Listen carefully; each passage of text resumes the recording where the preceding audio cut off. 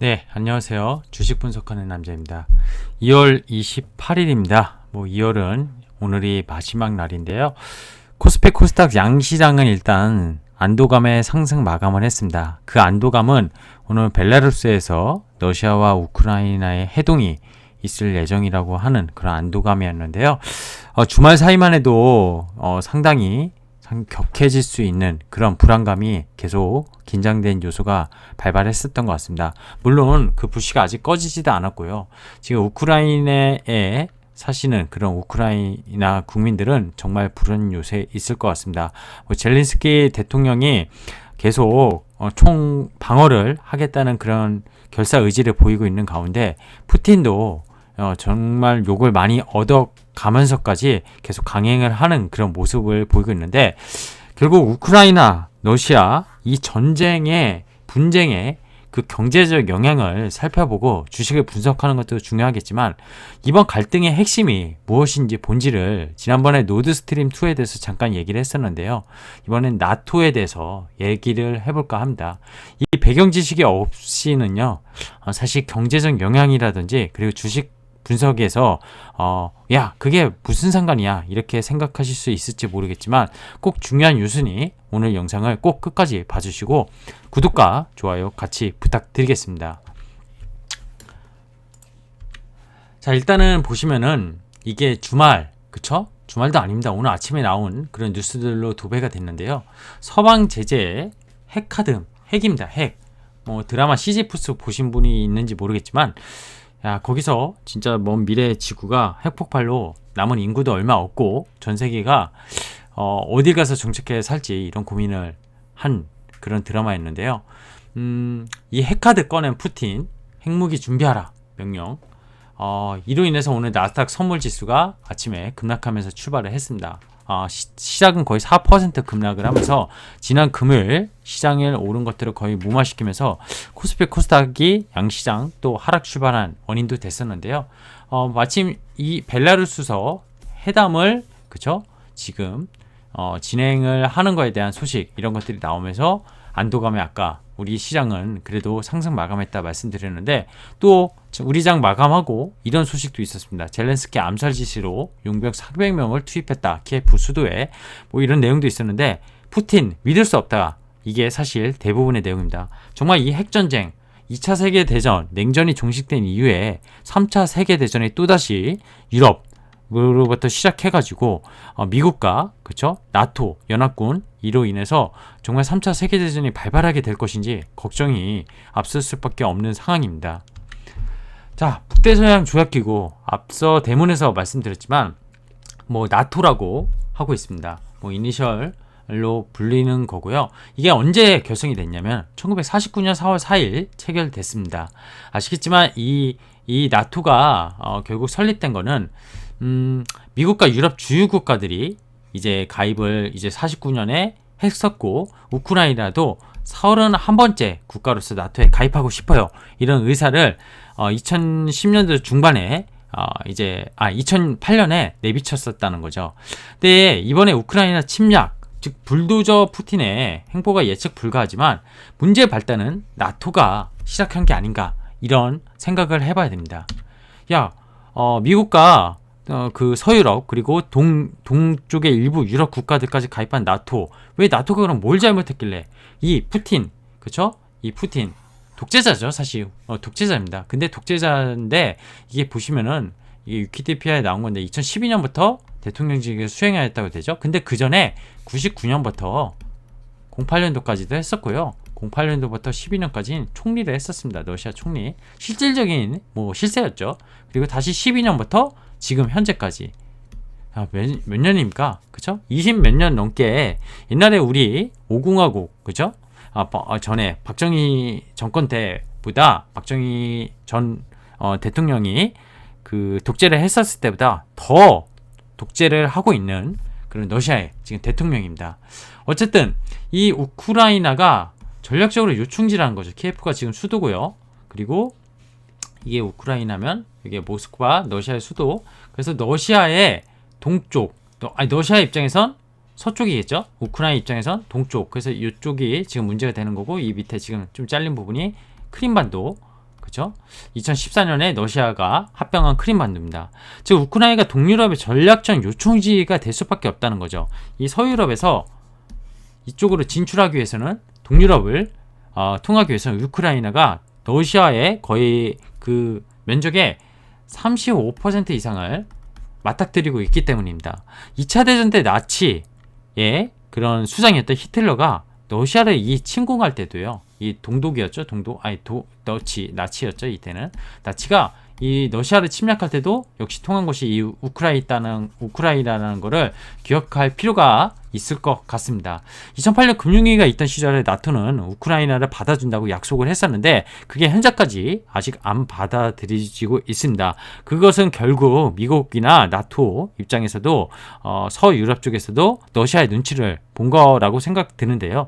푸틴은 우크라이나 나토 가입 약속 철회와 나토의 동진이라는 건 뭐냐면 이 나토 가입 국가들이 계속 이 동쪽의 동유럽 국가들이 계속 늘어난 거를 얘기해요. 그래서 동쪽으로 전진을 한 거죠. 이거를 요구해왔습니다.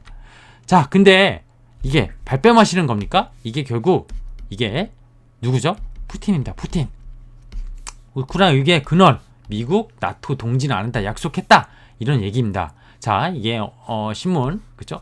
이게 한겨레였나요? 한겨레 신문이었는데 1990년에 냉전 해체했고 독일과 통일 협상 때 나토 동진 안 한다. 미국과 독일, 이때 아마 프랑스랑 그죠? 어디였죠? 영국인가요? 정확히 기억 안 나는데 4개 국가가 모여가지고 이런 구두 약속을 리더들이 했었습니다. 근데 지금 얘기는 이제 나토의 입장은 구속력 있는 서명 약속은 이루어지지 않는다. 즉 서류 있어? 서류, 그죠? 그랬더니 푸틴이 이제 발뺌하는 거냐? 유새끼들아 이렇게 되는 거죠. 30년이 흐른 지금, 그죠? 90년대 냉전이 동식됐으니까 미국과 러시아의 분쟁에 불씨가 되고 계속 푸틴은 열받아 있는 상황이었다는 걸 보실 수가 있습니다. 조금 더 설명드리면 이 1955년에 그죠? 2차 세계 대전이 발생하고 끝난 이후에 소련이 나토에 대항해서 동유럽 국가들의 군사동맹, 이게 WTO라고 해서 세계 무역기구 아니고요. 바르샤바 조약기구라고 해서 이게 만들어졌었습니다. 즉 나토, 그죠? 이게 뭐 결국에는 자유진영 국가들이 모인 거라고 생각을 하면은 이 WTO 같은 경우에는 공산 국가들이 이제 협력 기반으로 이제 가입을 한 바르샤바 조약기구라고 생각합니다.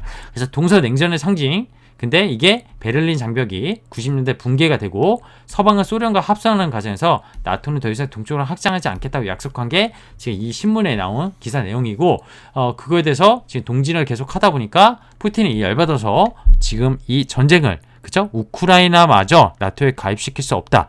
그래서 나토가 거슬리는 행동을 했기 때문에 전쟁을 일으켰다. 푸틴의 입장에서는 이런 지금 발언을 하고 있는 것이라고 보면 되겠습니다. 자, 소련의 붕괴, 소비에트 유니언이라고 하는 거. 좀 전에 말씀드린 91년 12월 26일, 그쵸? 이 선언을 일어났고요. 결국 소련이 해체됐다는 건 냉전이 종식된 겁니다. 아까 바르샤바 조약기구 말씀드렸는데, 나토와 WTO와의 대립 속에서 결국 91년에 소련이 해체되고, 냉전이 종식되고, 그게 결국 바르샤바 조약기구, WTO도 궁극적으로 해체가 되었다고 볼 수 있을 텐데요.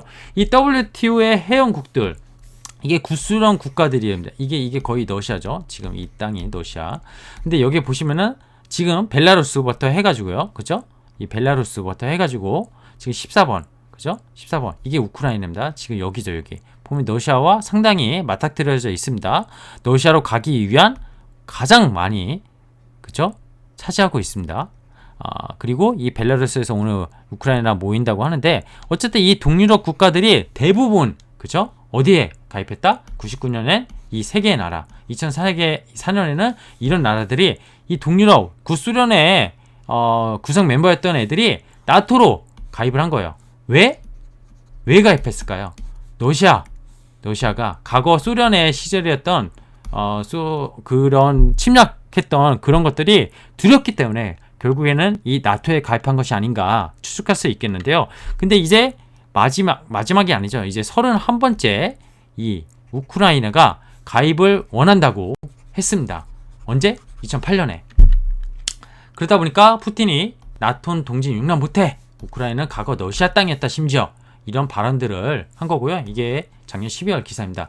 이게 뭔 개소리야. 그쵸? 야, 나토 동진 안 한다고 해놓고 아까 서로의 입장이 다른 거죠. 서로의 입장이 다르고 나토가 그런 잘못한 거냐?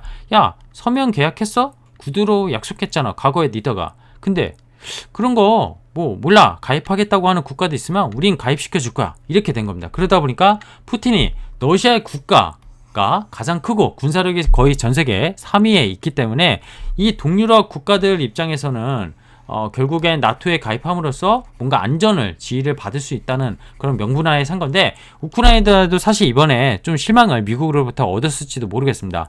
도와달라고 했더니 도와주지 않고 금융 제재만 하고 있고, 우크라이나 국민들은 젤렌스키 대통령이 선두에 나서서 지금 상당히 항전하고 있다는 거죠.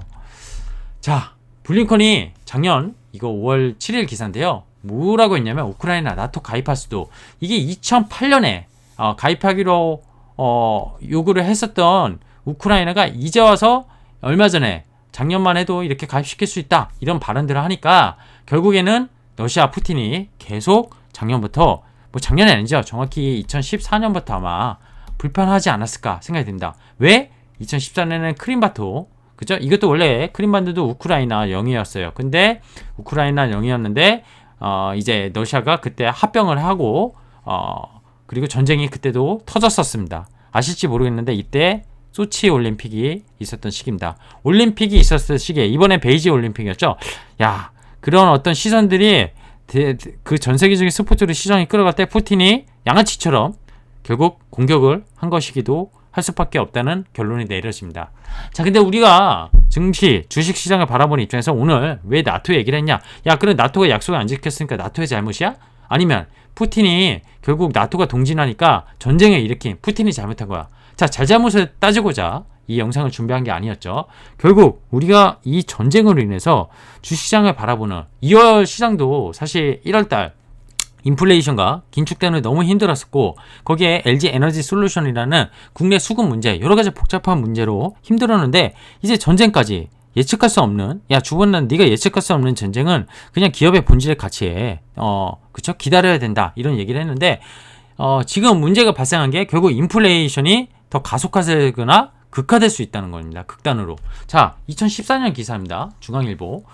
이때도 아까 말씀드린 이제 크림반도 사태가 있었고요. 이때 천연가스 30%를 러시아로부터 수입하고, 이때는 노드스트림 2는 없었고 1이 있었을 겁니다. 독일의 경우 의존도가 35%나 되고, 만약에 올겨울이 걱정 막 이런 얘기가 있었거든요. 지금 똑같은 대접이라고 보시면 됩니다. 천연가스를 만약에 공급을 중단하게 되면은, 지금 천연가스 가격이 워낙 치솟았는데, 유가도 치솟았는데, 만약에 러시아가 진짜 노드스트림도 아예 끊어버리고, 2는 지금 승인이 그 미국 쪽에서 계속 트럼프 때부터 그쵸? 막은 상황인데, 원까지 막고, 만약에 독일의 입장에서 그러면 상당히 힘들어지고, 독일이 또 그걸 요충지로 해가지고 결국에 서유럽을 이런 에너지를 계속 전략적으로 그런 허브 역할을 했었는데, 러시아가 진짜 열받아서, 야, 나토 가입국들, 나토 가입국에 거의 서유럽은 다 있잖아요. 독일, 프랑스 등 이런 것들을 만약에 시행한다면 어떻게 될까요? 미국이 금융제재 했으니까 우리는 역으로 이런 것들을 제재하겠다 이런 발언을 하거나, 만약에 행동을, 지금 이렇게 핵전쟁까지 불사하겠다 이런 푸틴의 발언으로 봤을 때 사실 불가능한 상황이 아니거든요. 그렇게 되면은 어떻게 될까요? 그리고 우리나라 입장에서는 또 러시아가 중국까지 끌어들여 대대적 군사훈련을 2월에 했습니다. 왜? 미국과 나토 대비 태세에 맞불렸겠다. 결국 이게 핵전쟁을 일으키는 거에 문제가 아니라 아시아까지 만약에 이렇게 되면 상당히, 아시겠지만 중국과 러시아, 시진핑과 그 푸틴은 워낙 좋은 관계로 지금 알려져 있습니다. 왜 좋은 관계죠? 미국이 그죠? 만약에 적극 전쟁에 러시아에 개입하게 된다면 반미로 결국 똘똘 뭉친 건 중국만한, 그렇죠? 러시아의 우호군은 중국만한 것이 없지 않을까 생각됩니다. 결국 이게 3차 세계대전으로 극화될 수 있는 거겠죠. 러시아가 경제 제재를 감수하면서까지 이렇게 한다는 이유, 분명히 큰 이유가 있겠죠. 그 이유가 뭘까요? 글쎄요, 저는 이렇게 생각합니다. 그래서 정리를 해봤는데요. 지금 나토에 대해서 얘기를 하면서 나토의 잘못을 얘기한 게 아니라, 나토가 구두 약속을 그죠? 배신한 건 맞습니다. 그죠? 발뺌한 건 맞아요. 배신이라기보다 발뺌이 맞겠죠, 표현이. 발뺌했는데 거기에 따른 그럼 푸틴이 그럼 전쟁을 일으킨 게 잘못됐냐? 전쟁은 분명히 극악무도한 행위고 잘못된 행위가 맞습니다. 근데 나토도 계속 동진을 하고 미국이나 서유럽의 프랑스, 독일 등이 이런 것들을 러시아가 계속 상당히 불편해하고 있었는데 그냥 국가들이 가입하기 원하니까 우리는 받아줬다. 이게 되게 명분상 옳은 것인지 솔직히 거기에 대한 답은 저도 모르겠습니다. 자, 근데 결국 주식으로 돌아가서 오늘은 우리 시장이 올랐지만 결국 전 세계 인플레이션, 지금 가뜩이나 인플레이션 미국 지난달 7.5% 그죠? CPI 이런 것들 지금 중요한 시기입니다. 이번 주 연준 파월의 상하원 통화정책 보고가 있는데 여기서도 다음 달 이제 3월에 연준 회의가 있는데 빅스텝이라고 하는 25bp가 아닌 50bp를 인상하게 되면은 야 시장에 충격 아니냐. 근데 이런 것도 시장에 거의 다 반영됐다고 봐요. 올해 시장에 연준이 6에서 7차례 인상한다고 하더라도 이게 시장에 이미 많이 반영됐다고 봐요. 근데 문제는 인플레이션. 이 인플레이션을 잡기 위해서 긴축을 하는 건데 이 긴축을 함에도 불구하고 결국 성장을 해야 되는데 이런 전쟁으로 인해서 뭔가가 그리고 에너지 가격이 계속 오르고 그죠? 인플레이션이 오르고 임금이 올라는데 뭔가 GDP가 안 오르고 성장이 안 오르고 소비가 안 오르게 되면 소비가 심리가 위축되게 된다면 성장할 수 있는 그런 그쵸? 원동력이 없어지면서 긴축을 하고 한 거에 따른 디플레이션이 나올 수가 있는 겁니다. 자, 그래서 파월의 입이 이번 주에 상하원 통화 정책 보고에서 과연 이 러시아 사태, 우크라이나 사태로 변했을까? 상당히 이 천연가스나 아까 말씀드린 유럽의 러시아 의존도를 봤을 때 이게 만약에 지속되고 오래 간다면 유럽은 가장 취약하게 될 거고요. 유럽의 경제 성장률 올해 회복하기 힘들 수 있습니다. 그러면 20에서도 얼마 전에 긴축을 좀 이제 앞으로 진행할 것이다 이런 발언이 있었는데 이거를 그대로 시행할 수 있을지 그죠? 근데 만약에 이런 인플레이션은 계속 작은데 또 금리 인상도 안 해, 긴축도 안 해. 그렇게 됐을 때 디플레이션이 아니라 스태그플레이션이 나오는 거 아닌지 지금 양방으로 위도 아래도 시장이 막혀있는 박스권이라고 그렇게 표현을 하잖아요. 위도 아래도 막힌 경제도 지금 그런 상황인 것 같습니다.